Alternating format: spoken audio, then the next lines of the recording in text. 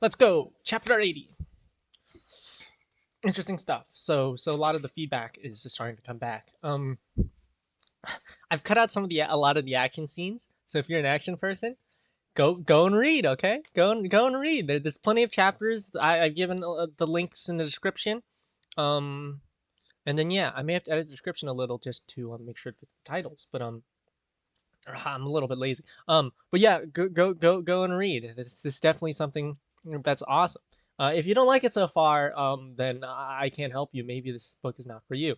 But if you enjoyed what you've read, oh, great, because it's only gonna get better. Chapter 80, 第80章，我不喜欢这个世界, so I don't like this world. No translation? It's supposed to auto-translate. No, it was translating earlier. Ah, there we go. There's the crash. There's the crash. It's only a matter of time. Why is my computer so finicky?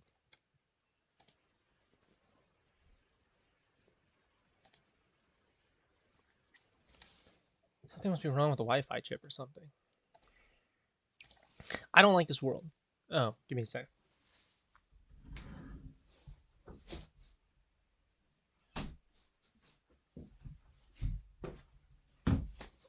The thick concrete wall is easily cut like a watermelon. Looking at the smooth falling concrete pieces, anyone has a sense of refreshment in their hearts.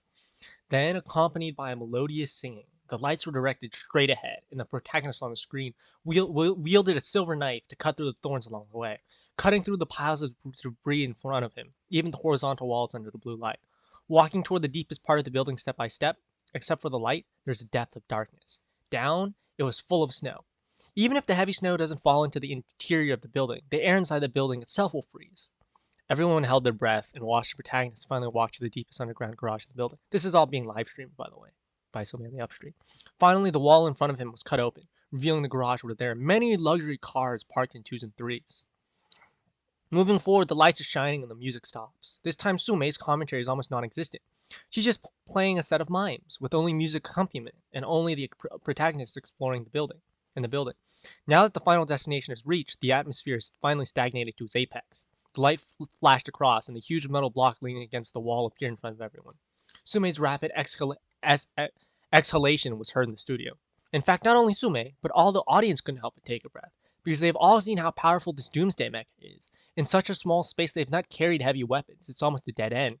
The protagonist immediately took out the pistol, and pew pew pew burst into flames, and fired at the Doomsday Mecha repeatedly. But the opponent was unharmed except for a little spark. The mecha was attacked, and finally began to move slowly from a dead appearance. When despair shrouded in everyone's heart, the low and desperate plea came out of sound. Please don't kill me. So this is a recall of the video in chapter 85. The lieutenant colonel of the Seahawks Nation National Cavalry Division, who called himself John Smith, ate a piece of luncheon meat and a cup of coffee, and then began to tell a story. From the warm and glorious past to the despair of the end, a CG gliding in front of his eyes. Only John's voice flowed slowly. In the end, he talked about being abandoned by the motherland, comrades in arms fighting, losing everything. He fled here intending to die here. The story has been told for a long time, but everyone feels that it's not long. Then came the battle after being discovered. For the first time, the roar of the Vulcan cannon looked so kind. After defeating one, it quickly moved the target and fired towards its ceiling, ignoring the enemy that the protagonist had temporarily subdued with a pulse grenade. Then after blasting through the floor, holding the protagonist and turning on the thrust engine. He jumped out of the building, turned around, and blew up the foundation of the building with 2 missiles, and watched the building that had just been accommodated slowly collapsed. When the protagonist warning what the battle was not over, the lieutenant, I always want to say colonel, but it's colonel, said lightly, "No, it's over." Then there's the electromagnetic pulse interference that turned the entire screen into white. When the screen was restored, the protagonist and the lieutenant colonel were sitting on top of the tallest building in the city. The lieutenant colonel told the protagonist his way and the fact that he was dying, as a knight who had lost his guardian. Continuing to live is nothing more than a mere walking dead, a zombie, a monster, a beast. The cockpit cover of the Doomsday Mech slowly opened outward. The red moon hangs high. The protagonist stands straight and salutes the dead soldier. The video ends. From beginning to end, Sumei didn't say a word. It's a very rare phenomenon. because Sumei's video commentary was originally known for its sweet, changeable voice. The reason why there are so many fans, in fact, most of them are to listen to her voice. But in this video, Sumei didn't say a word everyone felt was completely natural. Because this is the complete story that doesn't even require narration. The father, who's looking for a way to save his daughter, has finally found a friendly and neutral doomsday mech on the bottom of the building, after all his hardships. The owner of the mech tells the protagonist his story and finally helps the protagonist. He repelled the sudden attacking enemy, and finally gave the mecha as the last gift to the protagonist. If you simply narrate the story, it'll look a little cliche. But if you match the pictures and the music, as well as what the enemy veteran tells and teaches you by example, people can't help but be in awe. The last scene of the battle behind the scene with extreme excitement, with one enemy against four, keen, precise judgment, and using the crush of the terrain, instantly magnified the image of this veteran to the extreme. But after the extreme is the curtain call. It is the knight who has claimed that he had lost his guardian and voluntarily went to meet the current call of death. This sentence echoed greatly, or this sentence gently, fuck the world. F the world. It almost echoes in everyone's oracle. Oracle meaning the earbone. This is there are 1,000 hamlets in the heart of the same 1,000 people. Anyone who sees this video will have a different idea. Susume didn't impose her own idea on others, but chose to record all of this loyally, unbiased. ... After Sume clicked on the release video, she connected to Lu Yuan's Tianxing. Oh, that's probably Weixin. Tianxing. Watch the video. I'm new. It's new. Lu Yuan replied, watching. Sume also clicked on her own video. Although she had watched it many times when she was doing it, and finally scanned it completely, watching it at normal speed is a relatively new experience for Sume. This episode had been cut for a total of 40 minutes. It is perfect.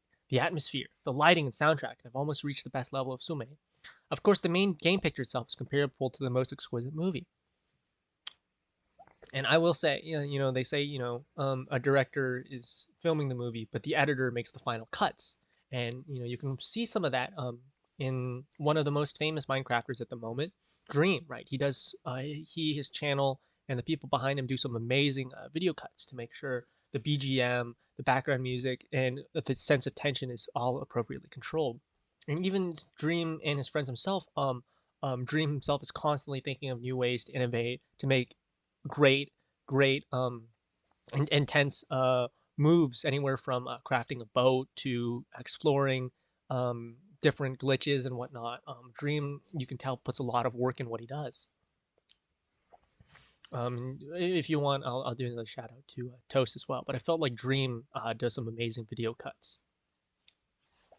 After watching the last scene, Sume picked up her phone again. Before asking any questions, she saw Lu Yan's message. Well, it's finished. Have you played this story? Sume asked. Yeah, Lu Yan said concisely. But it's not as good as you play. It's not as good as when you're as you played. Yes, Lu Yan played this game from the perspective of a producer. He's an all-knowing and almighty god. John Smith is his NPC. Although he's a real prototype and a rich personality, Lu Yan knows that he, like anyone else, is a pile of cold data. He set up this role just to send me the mecha and information about the treatment compartment. That is, the legendary key role. Instead of putting more emotion to it, the effect of Sume was finally achieved. This is also Sume's talent. She's unable to unearth a shining point in a game that sometimes even the producer did not notice, and then shows it to everyone.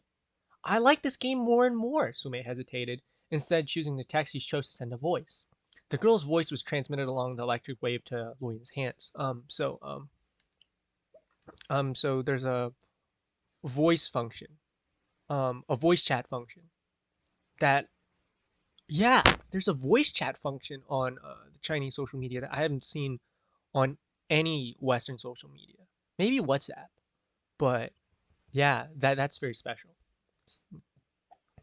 There's video calls and stuff, but not a voice chat function where you just send voice snippets. And that's been around for like 10, 12 years. So just goes to show tech innovation in China. The girl's voice is, so Ling Ling crisp. But I don't like this world more and more. This is a world where good people have no rewards, so I don't like it. Lu Yan sighed. Yes, the end of the world was originally a world where good people had no rewards. He put his mouth close to the phone and gave Sume his own reply. So this is the world we should try our best to avoid. And very, very interesting way to end the chapter. And I think that's pretty good. I'm gonna have to take a look at chapter 80 because I don't think that's that interesting of a chapter. 81, sorry. But I think chapter 87 is the way to go, or at least chapter 87 or 89.